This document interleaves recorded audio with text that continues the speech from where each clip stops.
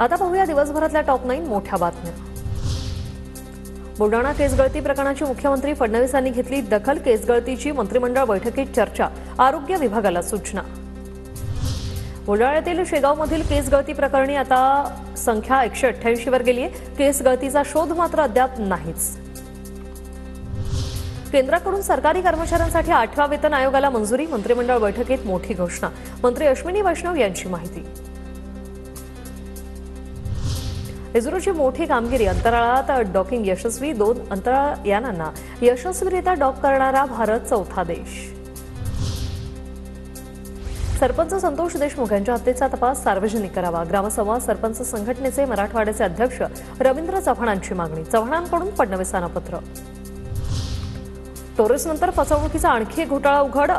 मनीएज कंपनीकडून 3000 गुंतवणूकदारांची 100 कोटींची फसवणूक। मनीएज कंपनीच्या 4 संचालकांविरोधात गुन्हा दाखल। लाडकी बहीण योजना मतदारांना आमिष दाखवण्यासाठी नाही तर महिला सक्षमीकरणासाठी, सरकारवर अतिरिक्त भार नाही। राज्य सरकारचा हायकोर्टाच्या नागपूर खंडपीठात शपथपत्र। कर्जतच्या सिद्धटेक मंदिर परिसरात उभारण्यात आलेलं थडगं आमदार संग्राम जगताप आणि हिंदू संघटनांकडून जमीनदोस्त।